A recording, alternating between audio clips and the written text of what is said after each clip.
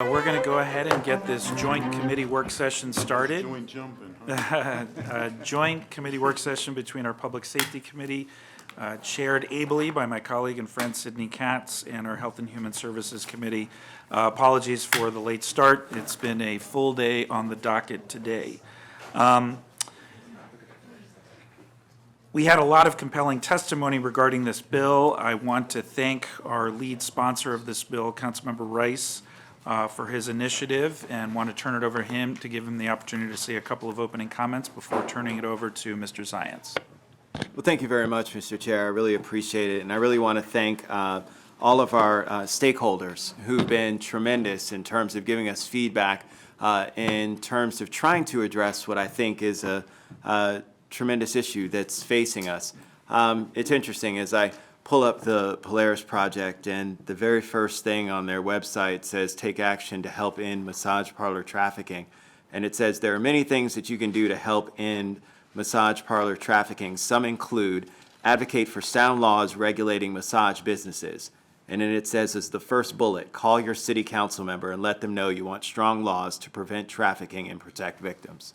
So, you know, this is something that, again, when Councilmember Hucker and I first became members of our then Human Trafficking Task Force, and were tasked with trying to find ways in which we could continue to combat human trafficking in our community.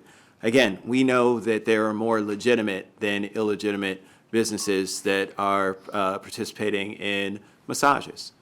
We know that there are a tremendous amount of reflexologists who are legitimate businesses. Unfortunately, there are those who are using these businesses as a front and giving all of these other businesses a bad name. But I would say that they're not even giving them a bad name. The reality is that they're just participating in illegal, illicit activity.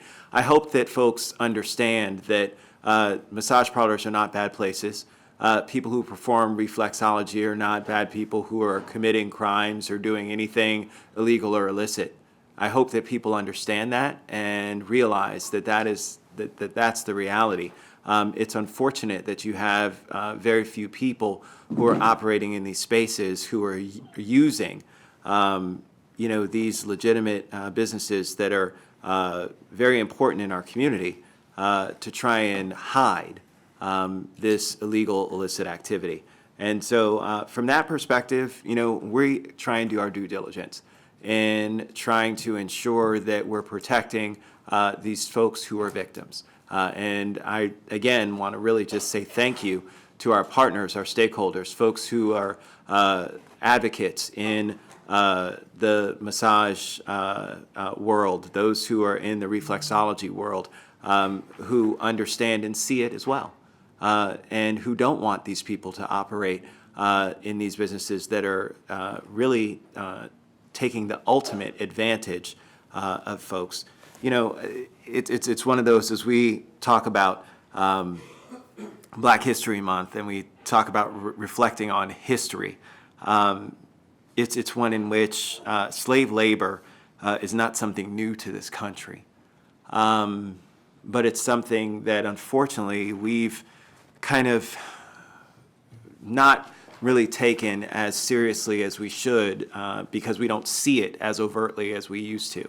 And I think that we've got to do a better job when it comes to, this doesn't just happen in these areas, in these arenas. Keep in mind, there are other things that I know Councilmember Hucker and I have talked about in terms of when it comes to folks that are working in restaurants or homes that are also trafficked, and making sure that we can get resources to them and help them as well.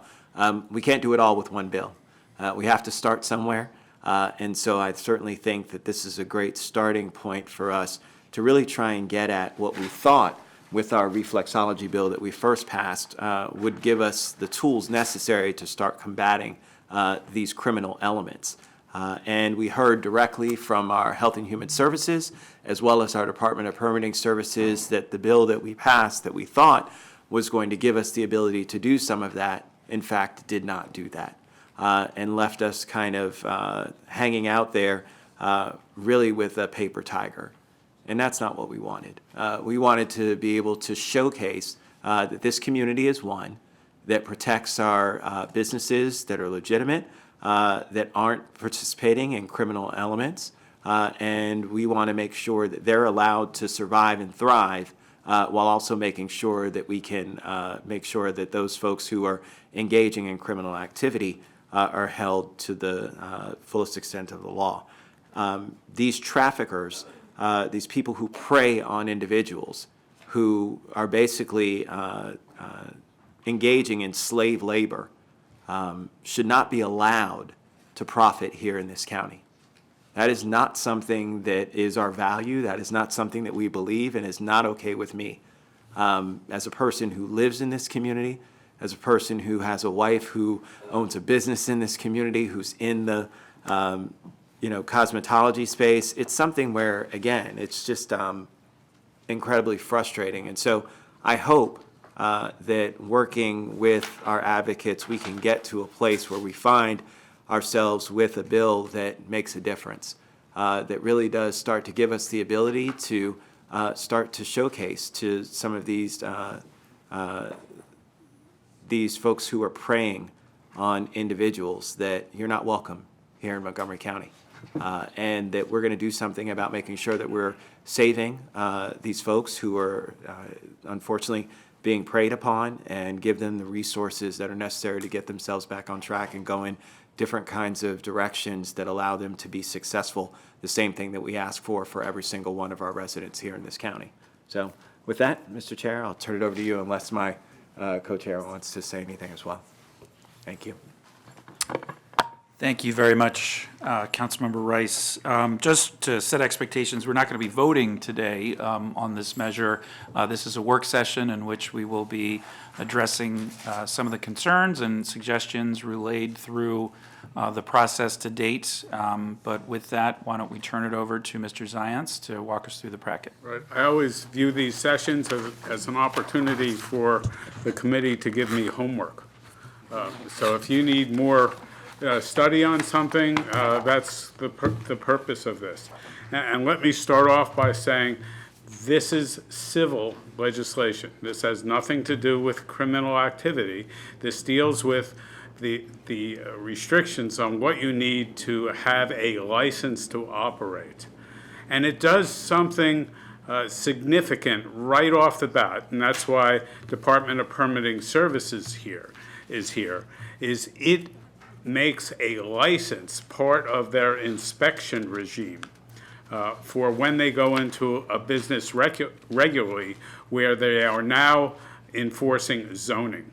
So they can go into a place and report a zoning violation, and then that goes through their system.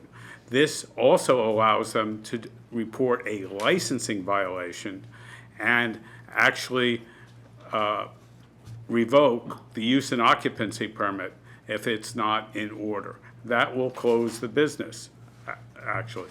That is teeth that nothing else has had. I couldn't find anything equal to that power in this state. So that is significant. It is supported by DPS, who thinks they are up to the challenge of looking for licenses and doing this. It also does something else remarkable. It makes the property owner a stakeholder, that they have legitimate businesses in their space. You have to report that this business is going on. If it's revoked, it's reported back. One of the amendments that's being proposed a little bit is if you had a Body Works license establishment, use and occupancy permit revoked, you cannot then occupy it with another like establishment within a year. So it will close them down for over a year. So this is just another stakeholder to say, okay, let's make sure everything is going right. And that really is why DPS is in the room. And after this, they can do what they want to do. But that is the most significant thing going on here, and different. If it's okay with the committee, I will go through my memo and go through what the sponsors have agreed to change after the public hearing. And the first thing, of course, is there's no change, but it's deleting the existing provisions on a massage establishment that doesn't have a massage license at all. That made no sense. It still makes no sense. It's easier to revoke. It takes 13 pages. It's great for the printer to go through, but it really has nothing that we should be concerned about. This really involves massage, reflexology, acupuncture. Those are the prime objectives. It does not, in its current definition, include acupuncture. If you wanted to do that, we'd have to change the definition. We could do that, but I want everybody to understand it does not include that. One of the things you got in testimony is, should you require an establishment license for a sole practitioner? Remember, we are putting on the establishment license holder the obligations that he makes sure the people who are practicing in his establishment are certified, are licensed, are certified under the other things. We're not automatically requiring everybody in the world to get that certification or license, but if the establishment license person wants to hire somebody, they better be certified. So, I mean, that's how this works. It's not an individual mandate. We did, the sponsors want to put in a requirement that a sole practitioner need not have this license. If they're certified already, they're practicing by themselves, so be it. Let's go on with our lives. All their employees are already certified, so why require another license? So that's something that they would add. Councilmember Rice. Can I just say, and that was a direct response to a question that was had, because I thought that was already a part of the exemption. So with the public hearing, when folks had said as sole practitioners, this would be an added layer of expense and burden on them, I thought that was not the case, so we corrected that in the bill. So that is now corrected in there, so sole practitioners would be exempt from this. So if you are an individual who is doing this and practicing, obviously you are the one that's certified and then don't have to get another recertification on top of a certification that you already have. That does not make sense. And so thank you to stakeholders for clarifying that as a part of the public hearing. I appreciate that. Then as the bill was introduced, no matter what you did in practice, you needed a massage license or a certification to be a practitioner. I forgot those exact words. The massage board would have my head for not remembering that, but basically you needed something issued by the massage examiners. And then we said, what about the reflexologists? We have a different certification. We should be able to get that. And then, of course, there's another certification board for it's oriental medicines, including acupuncture. But if you wanted to get certified, the sponsors were okay with any one of those three certifications. So if you had that, that's okay. Now, under state law, if you're doing massage, you're still required to get a massage license. So it doesn't stop you. It doesn't prevent state law from being enforced. It's just that if you're doing something else that doesn't require that license, you can do that. One of the most interesting discussions we've had is whether the provisions for sexual activity should still remain in this licensing provision.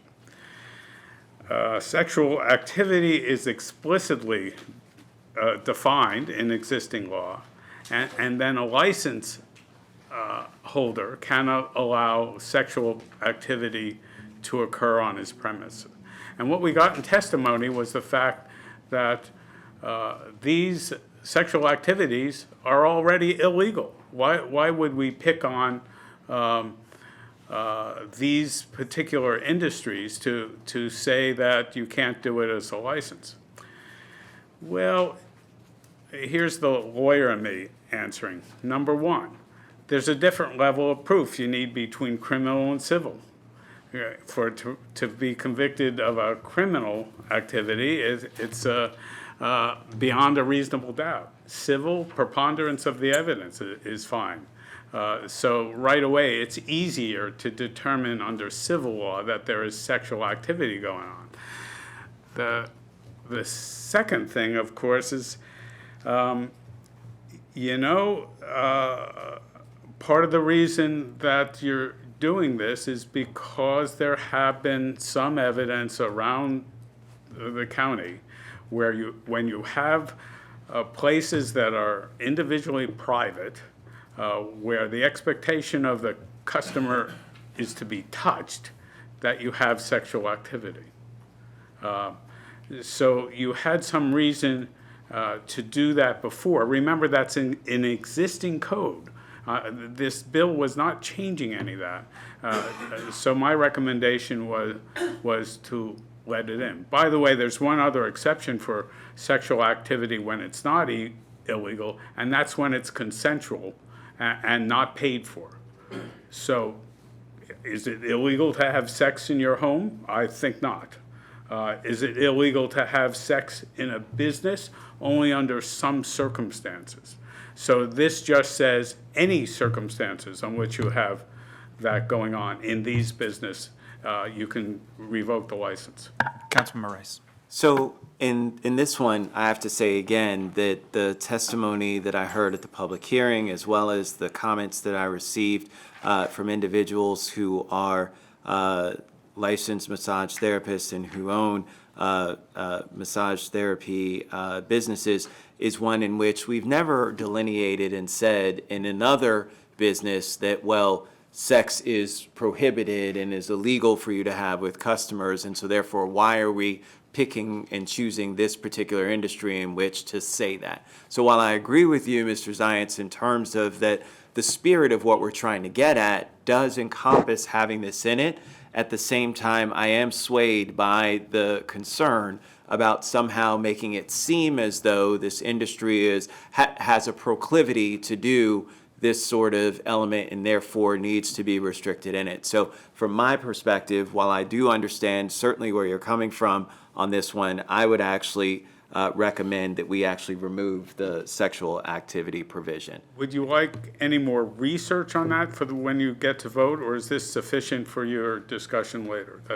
So we can certainly look at some of the others, but this is where I am right now in terms of my conversation with folks, my conversation with staff and of my staff, and thinking about this a little bit more. But certainly, if you have some other information that you'd be able to provide to the joint committee, that would still be helpful. But I would say that at this point, I'd be comfortable with removing the sexual activity provision. Despite my belief in Big Brother, I did look up the word sex in the county code. And this is outside of the criminal stuff. This is the only place I found where we were dealing with this issue. So it is true that this is unique. But I hope Big Brother forgives me for looking up sex in the county code.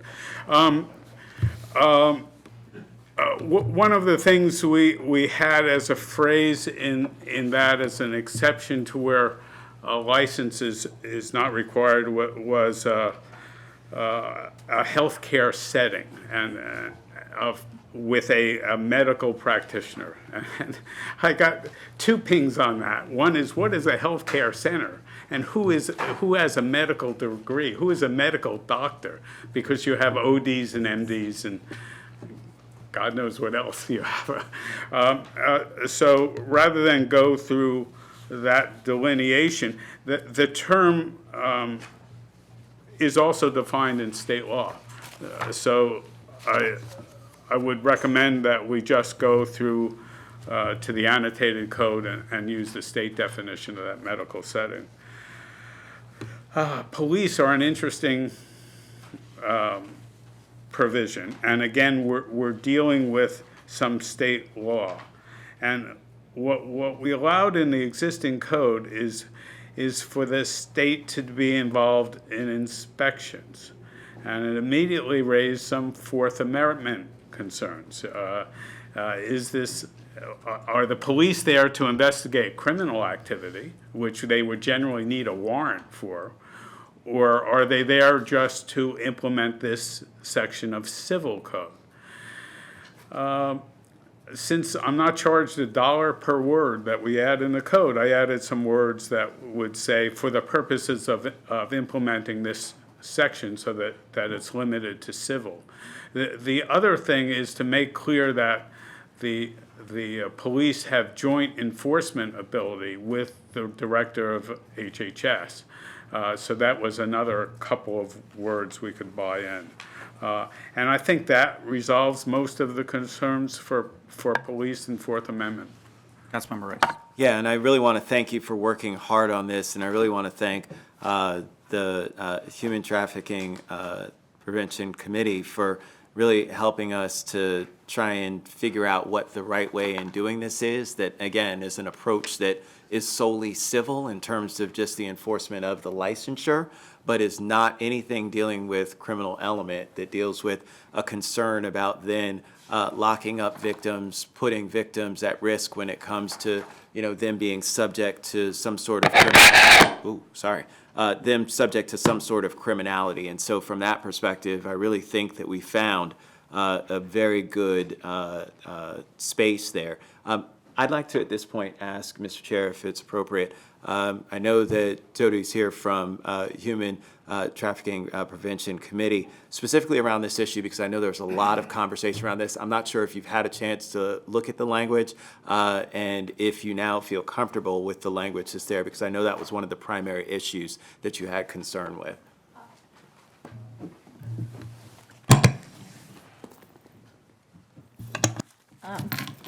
Good afternoon. For the record, my name is Jody Finkelstein. I'm the Executive Director of the Montgomery County Commission for Women, and also work with the Human Trafficking Prevention Committee. To answer your question, Council Member, I did send this out to the entire committee on Thursday. I know a few individuals have provided me some feedback, but we, in all honesty, haven't had a chance as an entire committee to discuss it, so I don't feel comfortable sharing everybody's thoughts without talking to them. So this is just an initial work session, so if you can take that back, that would be Sure. helpful. Thank you for the committee opportunity. to know. We will. Great. I will. Excellent. Okay, now we go through a list of conditions for which you need a license. And here we go again. I'm defending the language that was in the code for reflexology. I did not change a word, but in testimony, we got lots of reasons to change words, and I think they're appropriate. One of the first things in there was we required proof of good health. We should ask Bernie Sanders this question. Oh, never mind, I'm sorry, I'm in a different vein. No, I mean, to do this, you would have to have a medical examination, and then they return back in the examination. It's like a little bit crazy. So I think it's a good idea to take that out. Now, this one gets a little bit more complicated. We have two things in there. One is to get a license, you couldn't have been convicted of a felony. And the other later on is you couldn't be convicted of a crime of moral turpitude. I'm sure we all go home and delineate crimes of moral turpitude to whoever our partners are, just so they know what they are. Actually, if you list them, they're felonies, for God's sakes. They're all the major felonies. If you're committing murder, guess what? It's a crime of moral turpitude as well. I think it's sufficient to have just felonies, but I also know that this is an issue of people who are thinking that a license holder might be a former victim. And former victims get charged with all sorts of things, less felonies than misdemeanors for sure. But I know this was a matter of controversy. But again, as I myself would recommend it, you can drop moral turpitude without a problem, but keep felonies.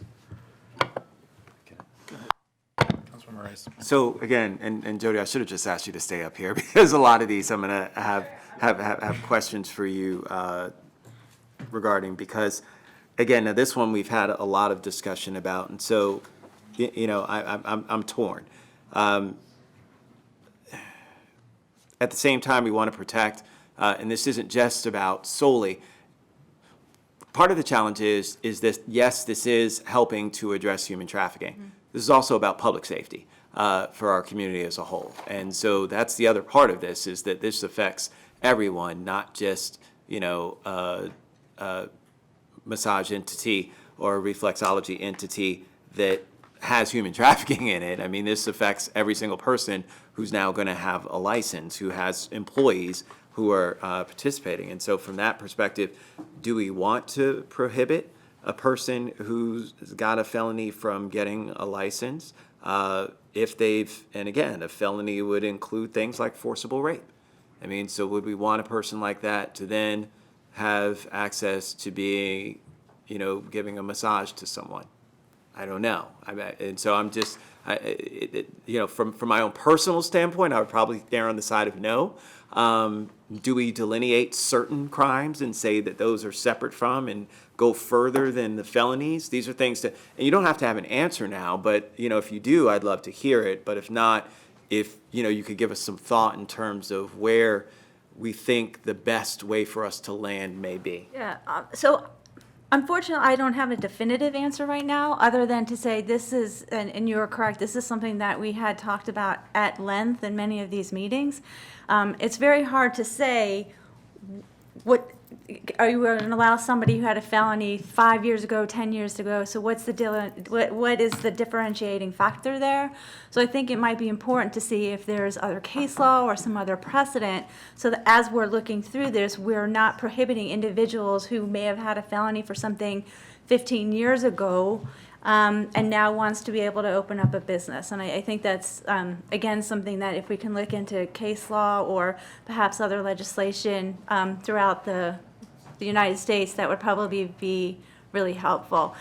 The other thing that we did mention is should vacature pass, especially around victims of who have been convicted of crimes through human trafficking. That will certainly help within that specific population. And just as an aside, that has passed out of the House and on the Senate at the state level. I do believe there might have been a slight differential between the two bills, so they may have to go to a conference committee on that. I will have to double check on that. So that would be some assistance. And then we also had talked about expungement, in which cases we would be able to help. But then again, that's an extra hoop that many individuals would have to go through. They may not have the resources or even the expertise or knowing where to access that kind of assistance. So going back to the original question, I don't have a definitive answer other than to say I think it may not be a bad idea just to spend a couple more days to see what else is out there that we may be able to use, as opposed to saying nobody with a felony is eligible for a license. One of the other things, Jeff, there's a background check that's done as well also, correct? To receive a massage. The licensing have their own requirements. Right, that I didn't- and they have a background check. So from that perspective, maybe we could assume that we'd be covered by them doing, I know. Right. Watch out. Yeah, no, I We're understand. dealing with the establishment holder. Right. Not the individual Not the actual, practitioner. right. So even though the establishment holder may not be credentialed in any way. Right. So it doesn't help. Mr. Chair. Okay. Well, obviously, this is a follow-up item. We're not going to solve it right here, but clearly it's an outstanding issue, and I think Jody made some good recommendations in looking at previous case law and also consulting with the industry too, I think would be helpful here to look at best practices, but this is definitely one of those outstanding issues we're gonna have to revisit. Mm-hmm. And as you so eloquently said, a lot of this is your homework, so the committee is willing to help with this homework. Thank you. You're welcome.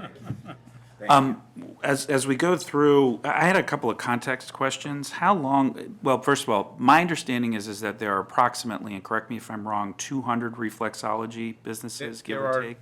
There are 31 reflexology licenses. Right. The HHS believes that there are 200 establishments that it would investigate if it had the resources to do. Okay.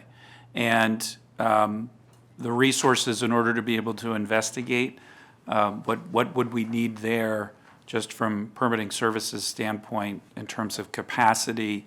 Because obviously that's a lot of businesses that we would potentially have to evaluate. Interesting thing about DPS is they have people on site doing things like the fire inspections, and they can ask for licenses as they go out. The real manpower needed is HHS to go out and actively pursue those which they think are unlicensed buildings, and they think this would cost them about $500,000 a year. It would take, the manpower they listed was about 6 to 7. It was hard. It was hard to tell. Six people to enforce this, so that's where the manpower needs are. Okay. If you could introduce yourself, if you have anything you want to add. Yeah, this is Clark Bile with Montgomery County Department of Health and Human Services, licensing and regulatory services. And yes, I was the primary author of the fiscal impact statement, which is in your packet. And much of this comes as a result of our experience with the existing Body Works laws and our real inability to put some teeth and obtain the results that we were looking for. So as a result, we are proposing these staffing recommendations in order to achieve the desired outcomes with this law. And would these staff assist with other permitting services issues, not exclusively focused on Body They Works could, reflexology? as needed, assist with other health and human services activities. Okay. But hopefully their primary would be to focus on really trying to get a handle on this human trafficking situation. And there's also been some discussion with regards to the implementation date of this particular bill. Could we talk a little bit, how long does it take to secure a license? Certainly, people could do it within a year if they're really active in doing this. Some of these requirements are 600 hours of class study before you go for an exam. Some of the other certifications are even longer.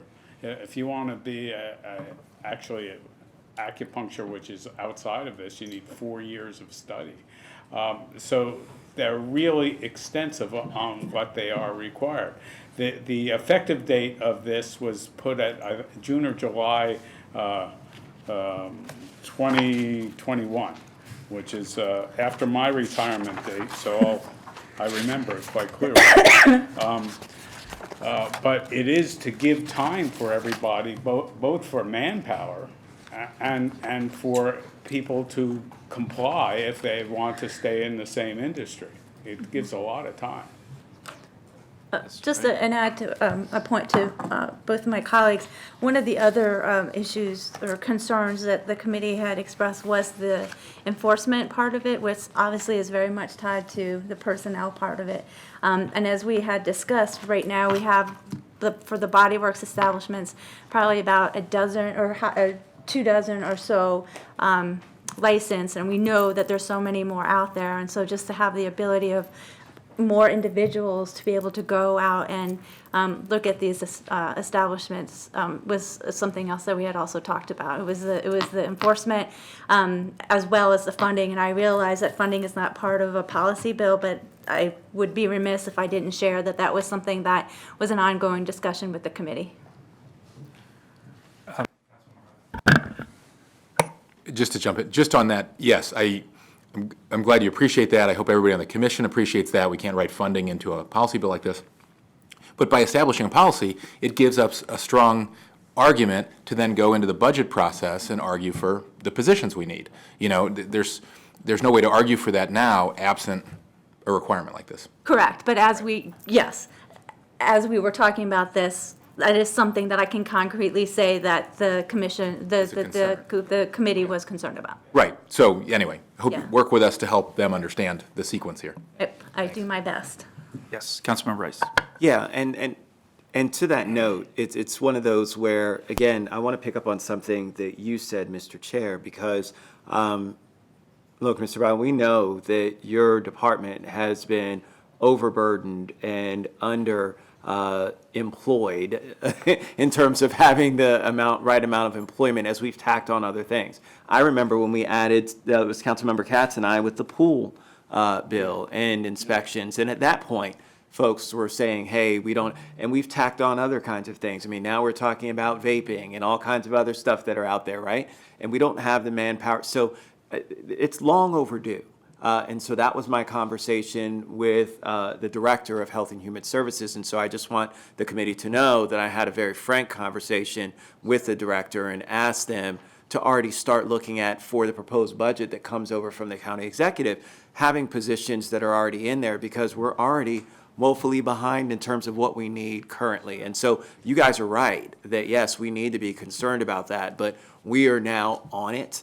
And I really feel as though we're getting in that direction when it comes to addressing that issue. And thank you for that very much. The person power is not only important for the enforcement side of it, but also for victim services. And since we've been talking about this in terms of a human trafficking prevention bill, we really need to be able to focus on what services we're providing, how we can continually help not only HHS in that area, but also some of the service providers that are nonprofit partners. Thank you. Councilmember Katz, Councilmember Glassholt, I had one quick question before turning it over. So it takes about 600 hours, give or take, for the licensing. Do we know, are there a sufficient amount of providers to carry out the classes for that licenses? Or are there any issues there? Is it easy to sign up for a class, or is it difficult to sign up for a class? I certainly know, or who are we looking for in the back? I certainly know the Massage Therapy Board certifies a whole bunch of schools that you can do this. It's not just one place that's certifying it. There's a lot of community colleges that offer courses that are accepted, and I think that's true of the other certifications as well. So we wouldn't be creating a logjam of people who would going in. If you'd like to come and speak to that specific industry question. And we have been consulting, if that's. Good afternoon. For the record, my name is Paula Gelanis. I'm the chair of the Board of Massage Therapy Examiners. So there are two levels of being able to work massage in the state. The first level is to become a registered massage practitioner. That is a 600-hour program, at least. The state requires 600. The cost of that is somewhere between $10,000 to $15,000, depending on what school you attend. Currently, there are 6 schools in the state that people can attend. The next level is a licensed massage therapist. Those people need to have an associate's degree to be able to work. So that's a 2-year process rather than 7 months to a year. In addition to that, the licensed massage therapists are the only ones who can work in a healthcare setting. So all of your registered massage practitioners, in some of the notes it commented that that would be illegal. No, under state law, they would be able to work. Okay, that's helpful. Yep, thank you. Thank you. Councilmember Katz. Thank you, that was very helpful. Please stay there. That was very helpful, but so I understand, just so I understand, the state is the entity that actually licenses massage therapists, is that right? Correct. Massage therapists and practitioners. And how much is that license per year? It's every 2 years. Every 2 years. $287. And if someone does not get the license and, or renew the license and what happens to that person if they're doing the work without being licensed? For us, that is out of our jurisdiction. We have been working to try to get an establishment bill. So that is in process with us. What happens now is that often gets turned over to the county. And sometimes the local jurisdictions do work with it. All right, so if you turn it over to the county, let's turn to you, please. If we turn it over to the county, what do you want? If someone comes in and says, by the way, there's an unlicensed person doing this work, what happens in the county? We would, this is Clark Bile with Health and Human Services, we would refer back to county law to see just what is our authority in terms of regulating an entity. Currently, somebody practicing massage without a license, I would need some legal. I mean, under current code, the establishment would need to be licensed, not the individual. That's what the existing. Yeah. That's what the section of code that we're intending to delete would call. So if they were not licensed and the establishment didn't have a license, then you can shut them down. Right, but if a person on the facility and in the establishment itself has a license, then each person doesn't have to be licensed? Is that what you're saying? The only thing we have under current law, there's two things. Under state law, they need to be licensed. Under county law, the establishment needs to be licensed.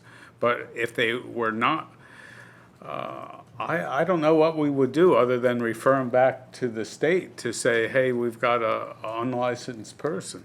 And the penalty for that, I mean, is that a criminal act? Is that? If what the latest question about if there's an establishment or sometimes what happens now is you have one person who has a license or a registration. Yes. But a lot of the other people that are Right. in there not. Now, we can't go after those people. The We can ones go that- after the ones that are not licensed. We go after the individual who is licensed. So I guess my point in the question, because it gets a little confusing to me, but if we're going to, and we are going to clear this up, I mean, but if we're going to clear this up, we want it to be clear that what we're doing and how we're doing it, who's going to be doing what, and the penalty associated with it, and everything else. I mean, we're saying this is civil, but in some cases, this should be criminal, perhaps. Definitely. Thank you. Thank you. Councilmember Glass. Thank you very much. Good questions, and I have a lot more. So I appreciate my colleagues, particularly the co-leads, Councilmembers Rice and Hucker, for their good intentions with this bill. What you are trying to tackle in this piece of legislation is very real, and it's very wrong that we want to stop this type of behavior that is human trafficking. And let me be clear that no one should ever be forced to perform any acts against their will, right? That's what we're here to talk about. And as I said, I understand the underlying purpose of this bill, but I have concerns and more questions on top of those questions which have already been asked, all very good questions. And some of the concerns I have are regarding the unintended consequences, quite frankly, of this legislation, re-victimizing sex trafficking survivors, which has been alluded to, and some of the added burdens that we put into small businesses, which has just been mentioned. And so let me start with that point regarding those professionals who are currently doing the body work professionals. Ms. Galanis, as you just said, and I'll reiterate, in order to obtain a massage license at this point in time, individuals have to pass an exam, they have to put in 600 hours, and they have to pay tuition that ranges from $10,000 to $15,000. That's to be a registered practitioner. A registered practitioner, thank you very much. Bearing in mind that information I've received from the professionals is that massage professionals make $26,000 to $28,000 a year on average. So 600 hours of study, $10,000 to $15,000 to get your license, and then you're making $26,000 to $28,000, just barely above minimum wage if you figure it out, if you calculate it that way. The executive estimates that there are 200 possible establishments that might require new licenses under this current legislation. Those new licenses would need to be approved by the American Reflexology Certification Board, the National Certification Commission for Acupuncture and Oriental Medicine, or the Department of Health and Human Services. So my question, first question, is how does DHHS determine an appropriate equivalent certification? How would you go about that? Since I'm the author of that, I'll put it in, since they probably don't know at this point. Those two other boards, other than the Maryland Massage License Therapy of Examiners Board, are private entities. So they can change their, what they require for certification beyond what we would want. So they could say an hour of class applies or whatever. So we need to have a public entity to nod their head. We cannot delegate our full authority to have somebody certified in these establishments to those private entities. So it is typical that when the council does this kind of initial delegation, it also puts in a provision that says we're an equivalent determined by the director. So it never fully delegates its authority. Thank you for that background. Moving on to what was just discussed regarding criminal versus civil, right? So we're talking about staffing, and that's an issue that keeps coming up, how we're going to deal with the staffing. But, let me ask, is anyone from MCPD here? Okay. I'm still going to ask my questions so that hopefully we can engage in this conversation. So of the 200 bodywork establishments in Montgomery County, my question is, how many are currently under investigation? How many incidents are we aware of in Montgomery County where illicit behavior is taking place, and is our criminal enforcement up to the task? Are they doing anything? We've had conversation with this. Number one, they wouldn't tell me how many investigations they have since it's under investigation. They fully investigate where they have reasonable cause to do so. That last investigation took 4 months and God knows how many man-hours to go through. But when they got the sense that criminal activity was going, they invest the resources to do it. Let me rephrase my question. Instead of asking the MCPD how many cases are currently being investigated, how many cases did they close in the last year or two? You know, I know of one. I don't know of more than one. So maybe one.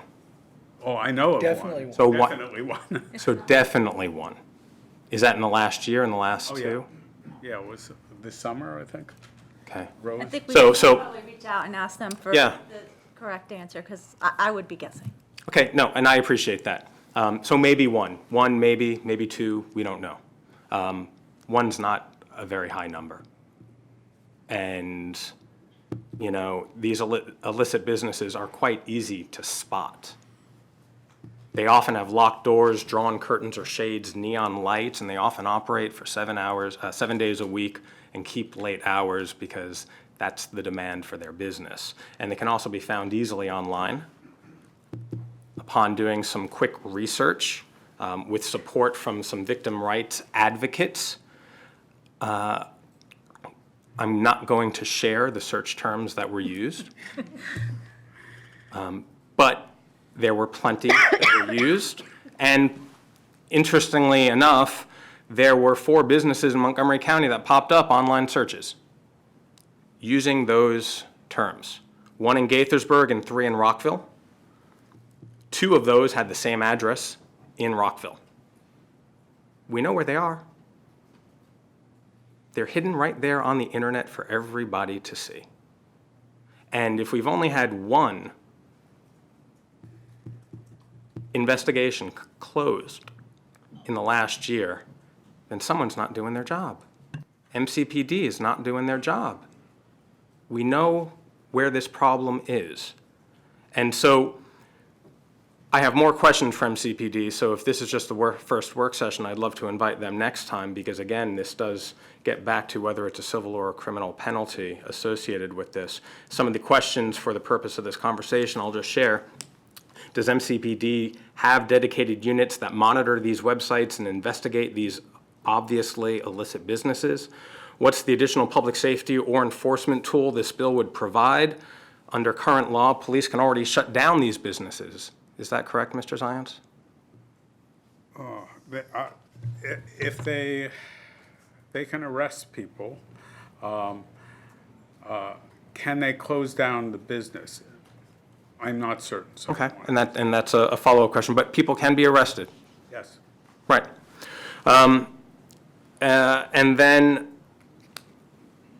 a question regarding some of the parameters of the legislation, regarding the allowance of inspectors, as the legislation is written, to go into private rooms of these establishments. And so my question is, to what extent can an inspector, again, given the parameters of the legislation is written, someone from DHHS, go into an establishment and go into a private room where an act, a professional act or an illicit act might be taking place? They have the full authority to go anywhere in the property. Right. And I understand why it was written that way, but in having, Current, yes. well, well, Yeah, as well as under the other one. The limitation was on police. I appreciate the clarification. As it had been discussed with me, I was under the impression that this is an expansion of that authority. And just to state, it's not an expansion of that authority. Okay, good, thank you. So then that's the police enforcement. Onto the survivors of human trafficking, which ultimately, again, is what we're trying to work through here. While human trafficking spans all demographics, there are certain communities that are more vulnerable and prone to this activity. In 2019, Howard County, they have a Human Trafficking Prevention Coordinating Council, not unlike. Very similar. Very similar, right, Mrs. Finkelstein. And so in 2019, they came out with a report talking about the victims of this world that we're talking about. And those victims tend to be children who've run from abusive homes, LGBTQ youth who are rejected and alone, teens as they age out of foster care with few skills and fewer options, people living with disabilities who are lured into situations from which there is little chance of escape, U.S. citizens or foreign-born adults deceived by predatory ways of those who falsely befriended them. And then it's also important to note that victims are disproportionately young and people of color, African Americans and Latinx community members who are victimized. And so experts also tell us that those who are victimized, it takes an average of 7 times before they will escape, before they will leave. Not unlike situations where there are abusive families. It takes a little while, it takes some courage, it takes some game plan. And so in this case, it takes 7 times, and there's reasons for that: debt bondage, physical abuse, financial control, threat of deportation and harm to family members, and then also fear of criminal charges. And so those who are being victimized are scared of what will become of them. And so that is why our neighbors in Washington, D.C. took up legislation to decriminalize sex work, and that's why our neighbors in Prince George's County have developed guidelines on prostitution and human trafficking this past November. The Prince George's guidelines, Prince George's Prostitution and Human Trafficking Diversion Program provides guidelines for handling court cases related to human trafficking, commercial sex work, and prostitution cases. The shift allows for sex workers charged with prostitution to be synced with counseling services and an individualized treatment plan rather than immediate prosecuting and placing an individual on the criminal docket. And so we know what they're doing and what other jurisdictions, the conversations that they're having. We know that victims unfortunately get convicted or plead guilty to crimes involving that terminology again, moral turpitude, including solicitation, prostitution, and related crimes. And so the question sometimes then is, what happens to these individuals? And it's all part of this conversation. And unfortunately, in this legislation, the terms human trafficking and sex trafficking are never used. And if that's what we're trying to work on, it's important to have that conversation, because we have to figure out how to make our community safe for everybody, especially those who are in modern day bondage, who are being forced to live lives that is unbecoming of anybody. And so I share the commitment to fulfilling that, to making our community safe, but that's not the bill that's before us.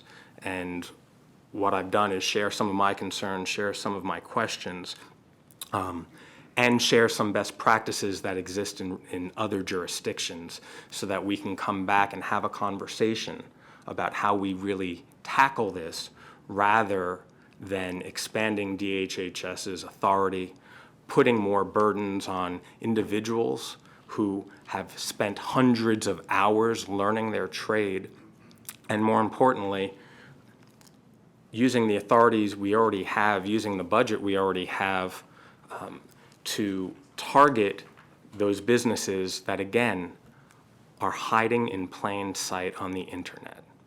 So thank you, Mr. Chair. Thank you to the sponsors. Councilmember Rice.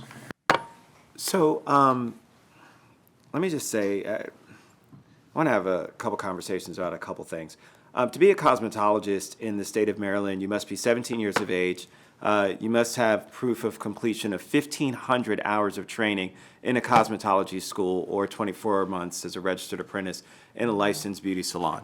The reason why I say that is because that's what my wife does. My wife's a hairstylist. She has her own hair salon in downtown Bethesda. She's invested tons of money in her craft. That's what people do.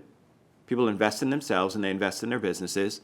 And so to somehow say that we're placing a burden on someone, that's a choice that folks make when they decide they want to go in this direction and pursue this kind of career pathway. So let's be very clear. If we're talking about the expenses associated with licensure, then we need to talk to the state, we need to talk to the board about what those requirements are. But that certainly isn't something where we shouldn't move forward with this bill as a result of what's happening with the prices of what it is to have licensure. And there are plenty of other fields that are throughout the state of Maryland that require licensure for all different kinds of things that have a myriad of different requirements. So I don't think that that should stand in the way of us in terms of us moving forward with this bill. I also want to talk about our police. I actually rode along with our police, our vice squad, who actually does this work. And I spent an entire night with them, one in which is still well documented. And I want to share the story with you because I think it's incredibly important, because you asked some very pertinent questions and I have some of those answers for you. We got a call from out of California that came into our main line at Police Non-Emergency. And it was a woman who said that she thought that her daughter was being trafficked here in Montgomery County. And she felt as though she was being held against her will.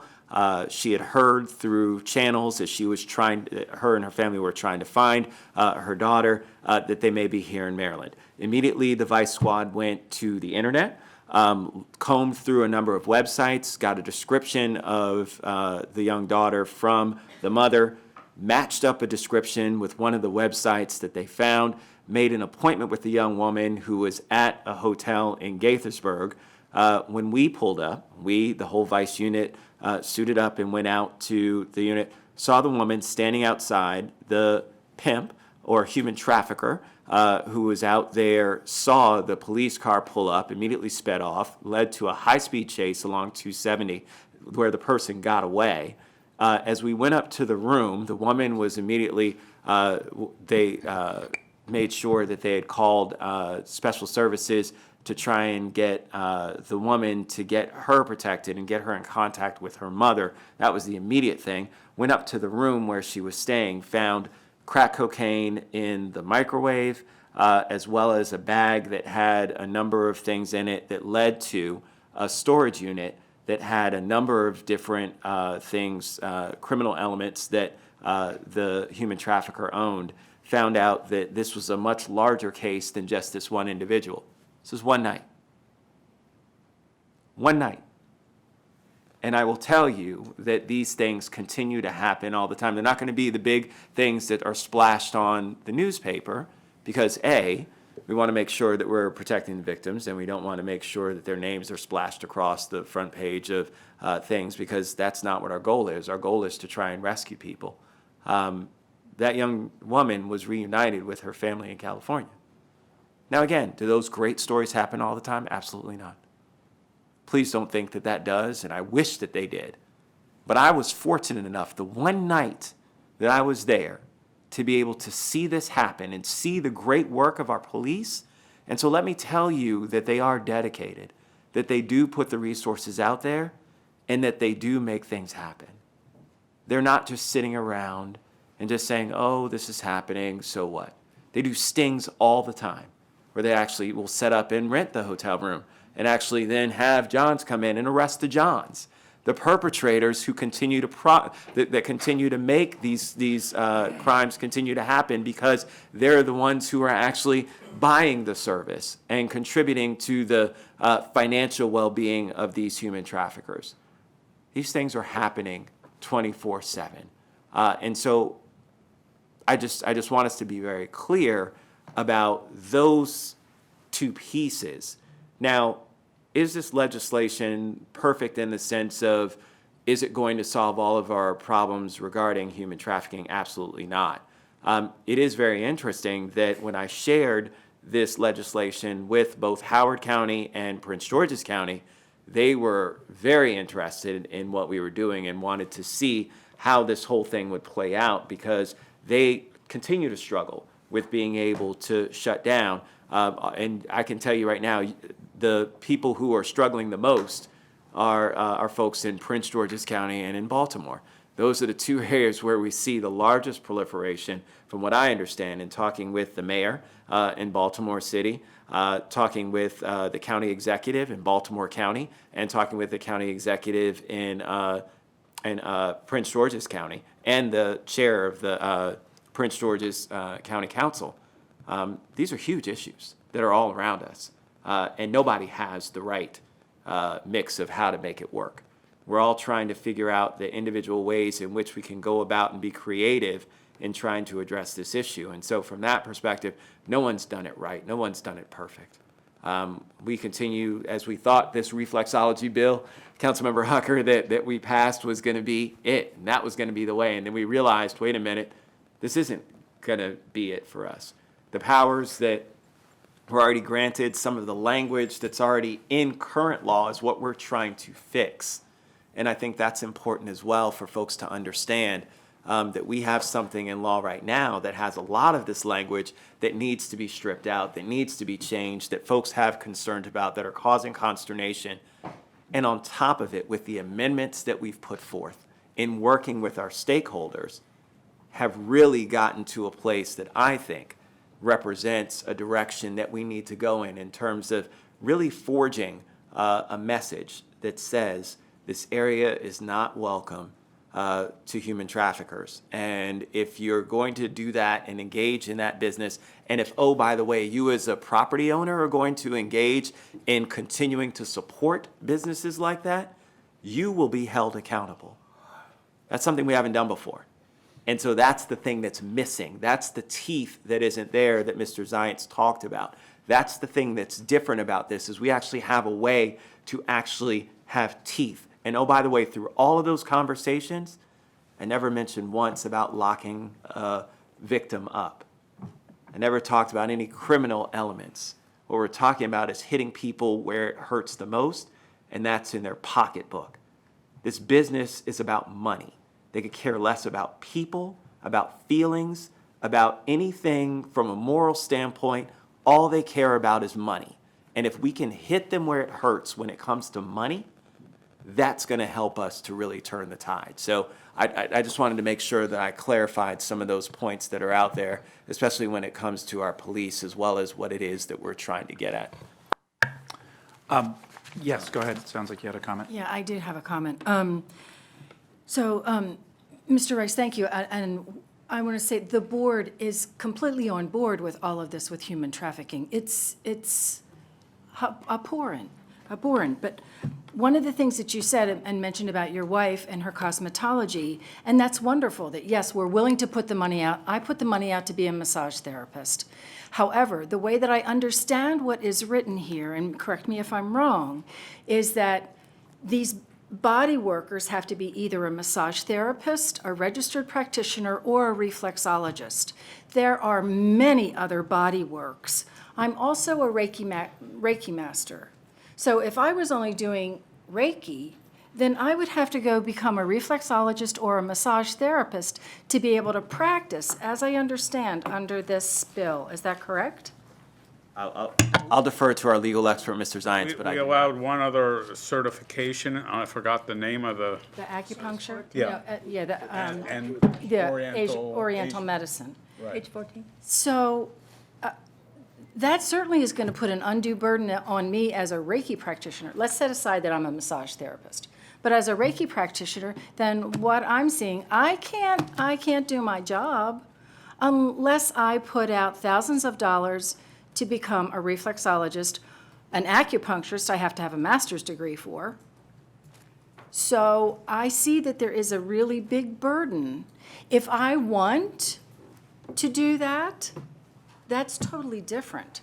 But the law is saying that I would have to do that. It says or, if you have one of those certifications, you're certified. And then if the state requires you, because you're doing massage, to get a massage license, you're still required to do that. Right. But the way that I read this is that there would be, if you're not one of those that are mentioned here, you would have to be one of those mentioned here would to have be to able be- to do body work. You would have to be one of those mentioned here. Where this bill started out was, whatever you were doing, you needed a massage license. And that seemed too restrictive for those people doing things like reflexology.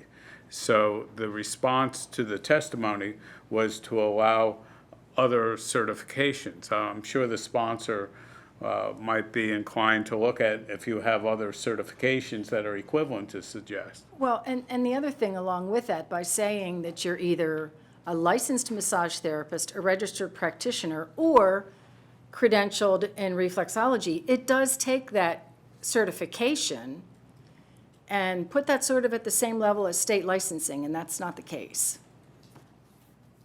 I would say that that's left up to the individual person who's purveying of the services, whether or not you believe as though they're at the same level. I mean, a person who, again, I'm not the appropriate person to answer because I'm in the business, and so from that perspective, I understand and would look at what a person's credentials are, what they've done, and look at that before I decide who I'm going to go and see. And so from that perspective, I'm a little bit more, I'm too into it to say what an average person may do.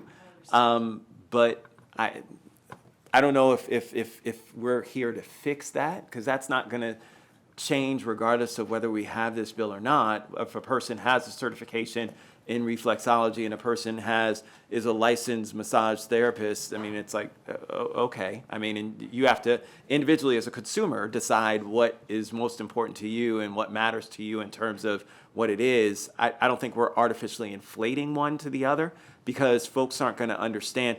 All of these requirements that we're putting in is not something that we then publish on some piece of paper that we then hand to individuals as they go in and look to a business and say, hey, this is what they're going to have a certification. That's what they're going to do. They're going to walk in and ask for a service. If they're going to a reflexologist right now, they're going to continue to go to a reflexologist. Things aren't going to change from that perspective. I do understand where you're coming from when it comes to Reiki, and I'm not sure what the solution is there because there's so many. There are a myriad of things that are out there, and we can try and look at those on an individual basis and see whether or not we want to exempt or put forth some sort of certification. We can certainly look at that. But from the standpoint of saying that we're going to help people to make better business decisions about where it is they go, because we're going to say that this certification is as good as, or whatever the case may be, I don't think the law will speak to that. I don't think that folks are going to look at this from that perspective. What it is going to do, I think, is that from our perspective, what it's going to do is require that in some of these places that we know, unfortunately, and there may be just a few, there may be 10, there may be 15 that are in this vicinity of Montgomery County that are engaging in illegal activity, we're going to have a tool to be able to shut them down. And that's what the ultimate overarching issue is for us, not about trying to determine which level of licensure is more important or equal to another. I think it's requiring certifications makes sense, but making sure that the requirement is all encompassing makes sense too. So if there are specific industries within this sector that you feel are not included, I do think it's relevant to Mr. Zion's point to include and specify those. I'm new to this issue, to be quite candid with you, so I've learned a great deal about it. But I think if there are other categories of professions within this very important space, then we want to make sure that we encompass as many of those as possible, acknowledging that the levels of certification vary regarding what's necessary and what's not. Councilmember Glass had a question or comment or point. Thank you, Mr. Chair. Councilmember Rice, your passion to protect the most vulnerable is evident. You have a track record of doing it, and you do it well. And that is the origin story of this legislation. I get that. We all understand that. And MCPD does incredible work. No one is saying that they're not doing their work. But Mr. Zion said the last investigation took 4 months, right? Yes. That's a long time for something on this nature where we know people can pack up, move to another location, take down their internet ad and do something else. So maybe that speaks to that resource issue again, that even where we know we have dedicated resources and the system is in place to tackle this issue, which is where I keep coming back to, that we have a system in place, clearly they're not. Let me phrase it this way. Because they're not here and we haven't engaged with them, I don't want to cast any aspersions as to the level of work that they are doing and why it is or is not being done. So when we have another conversation, another work session, I'd love to bring an MCPD so we can have this conversation. But last point, Councilmember Rice, when you were talking about the stories that you saw and that you know about and the good work that MCPD has done, if I was listening correctly, none of those instances involved anyone in the bodyworks business. They were individuals who were trolling online or individuals who were in the underbelly of this society. And so there are, again, people and places that we know need our help, and they're hiding in plain sight. And so I just want to recommend, again, that we focus our efforts on some of the work that's being done, provide more resources to where that work can be continued, and be mindful of the unintended consequences of the bodyworks industry as we move forward. Thank you. Thank you. Councilmember Hucker? Thank you, Mr. Chair. I would just underscore what Councilmember Rice said about this bill is not a panacea and is never intended to be a panacea. This is a fast-changing, elusive, historically new criminal industry that our law enforcement and our human services professionals have a hard time addressing, not just in Montgomery County, but all over. And this is only one of many approaches to it. And there are many other things we need to do, there's no question. It's certainly not, this is not all that's going on. There's the one investigation that was cited that took 4 months, that's not uncommon in a criminal investigation of a physical location like that. This body passed the bill I sponsored to create with Councilmember Rice to create a civil violation for John so that we could dry up the demand. And that has resulted, we just talked about when we presented the commission with the proclamation for Human Trafficking Month, I forget how many dozens of civil violations, and then it's also, I hope, spurred the state's attorney's office to step up and pursue a lot of criminal convictions of John's as well, that we hadn't been seeing in Montgomery County. So they've been spurred to action, I think, by council action on this score. And yes, we need a lot more services for victims, particularly housing, and we need a lot more resources in our Montgomery County Police Department for this. And I have put on the rec list multiple, at least the last 2 years, funding for a new vice detective, and we haven't been able to get a majority of council support. So I welcome all my colleagues to support that, so we could actually have the enforcement resources we need in addition to the regulatory scheme that we need. Thank you. A point that hasn't been raised yet, obviously the human trafficking is the most critical point that we're discussing here, but another reason that was given for the introduction of this bill was concerns over, because of the lack of licensing, people actually physically getting hurt when visiting these facilities. Mr. Zients, could you talk a little bit about that? That was one of the points that had been made as another reason for the introduction of this bill. I mean, generically, that is a health effect, that if you are unqualified, you are endangering those who you are practicing on. I didn't see any specific example in Montgomery County of a harm, but that, if you look at the list of potential maladies by malpractice in these areas, they're pretty substantial. So the fact that you would go for certification is a protection of Montgomery County residents. In addition, the sponsors of this bill want to make this a health regulation. The effect of that is, because it deals with health, number one, you can do it. Number two, it implicates the municipalities. The one shutdown that the police had that I know about, I don't know if they had more, I believe was in Rockville, because they have police authority everywhere. This gives the licensing authority to these places in Rockville. And so far as I know, there are a number of these establishments, I've been told, I haven't done the study myself, that are moving to Rockville because it is easier. So this equals the playing field in that regard. But I do not have an example of a specific harm.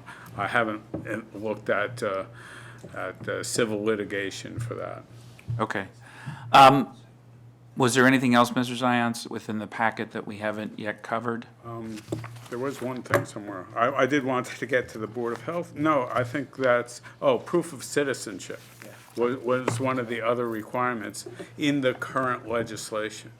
Now, there is an executive order that says that departments can't mandate any labor to investigate whether somebody is a citizen or able to have employment rights in the county.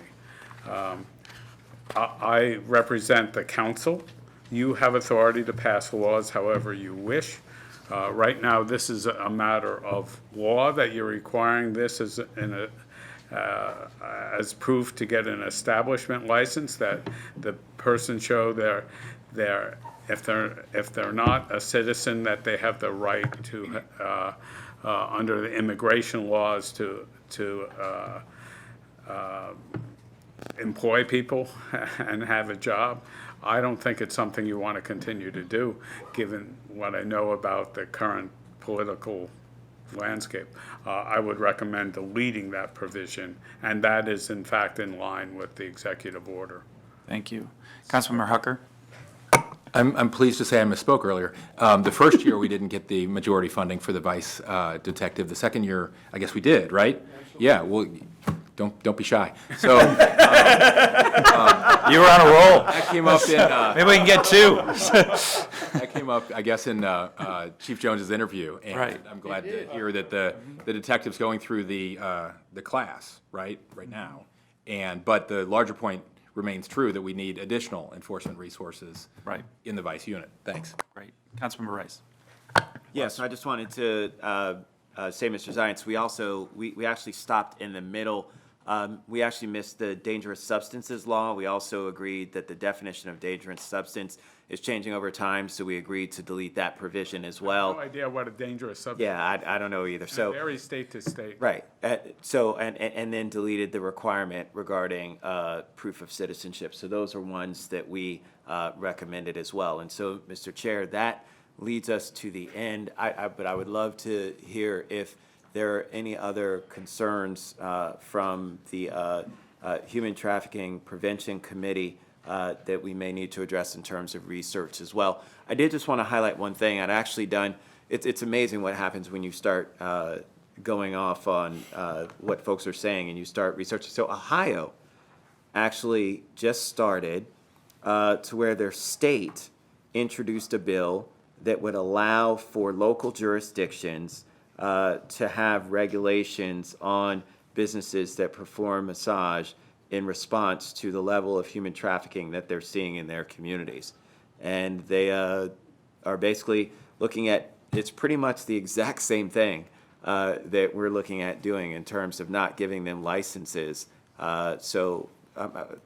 We may want to take a look at that, Mr. Zients, and just see what they have written in statute there, because it was a state bill that enabled the local jurisdictions, because they're in that state, I guess local jurisdictions can't do it on their own in terms of when it comes to zoning authority. So they granted their local jurisdiction the zoning authority to be able to address it.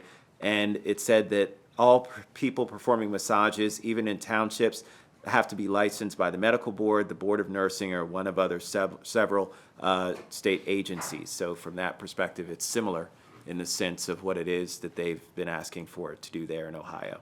So, Thank you. Yep. Councilmember Katz? Thank you very much. I am not really that shy. I wanted to double check, though, whether or not I was right, and you were faster than I was, so but I did think that we had come the second year.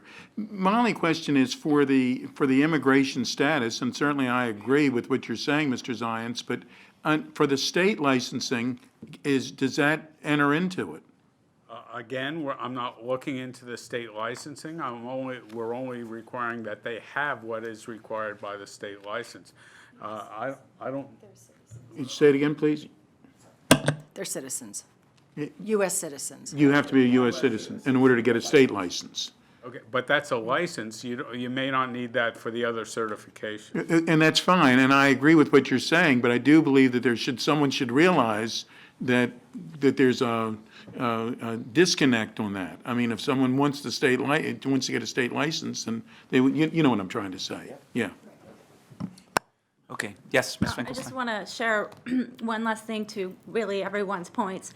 First, I really just want to thank you for all your hard work on this and really taking the time to examine the best things that we can do to not only reduce human trafficking, but really to help survivors, and I think that's critical. I feel like we are well ahead of the game in terms of that conversation.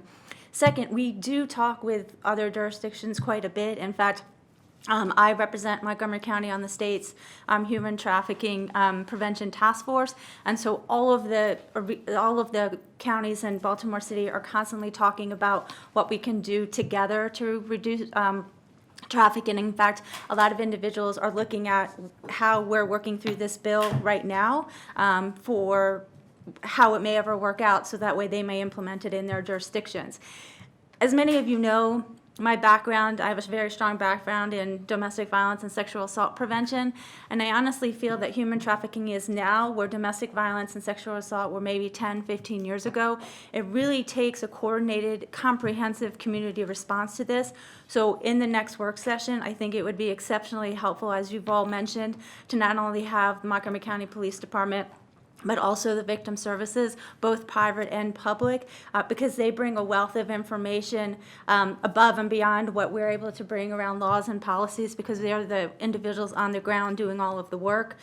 So thank you very much, and I really hope that at the next work session, we invite additional members of the Human Trafficking Prevention Committee, in particular the service providers and the police department.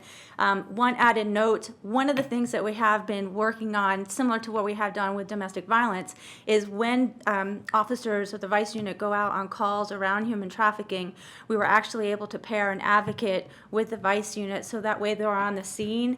The victim advocate can work through the help with questions, and so that way they're a little bit more apt to receive assistance from a victim advocate as opposed to a police officer. So the Human Trafficking Prevention Committee, Victim Services, and Education and Outreach Subcommittees have been working really hard on that continuation of services, not only just from the criminal justice perspective, but the victim service perspective, because they're all on that same continuum.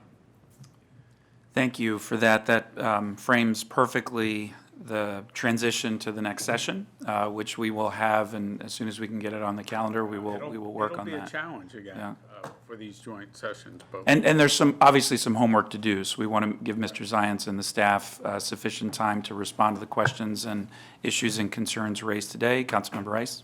Yeah, so I just wanted to ask Mr. Zients, now that we have an amended version where we have some of the amendments that we've talked about, if we can make sure that that's publicly available to the advocates and stakeholders so that they can see the new marked up version, that'll give them that'll give us a better starting point from which for the next work session. was attached as the sponsors agreed to mark it up. Okay. But did I get it right? Did you want to take out the sexual activity? That's correct. That's All right, correct. so that would be the only change Right. that I heard Okay. as a marked up version. But you did, there was a substantially marked up version attached to this memo. Excellent. So I just want to make sure that folks know that that's available so that then we can use that as the starting point for us as we move forward into our next work session. Good point. Councilmember Hucker? Yeah, and just to reiterate, yeah, if it's not clear, we very much want to hear suggested amendments or good ideas or critiques from all the members of the committee before we move forward. So I'm sure that will happen. folks shouldn't be Thank you. shy. Yes, thank you. Yes, we will not be shy. Well, we picked quite a day for our student council member for today to participate. We appreciate you being here very much, and we look forward to the ongoing discussion. Thank you very much.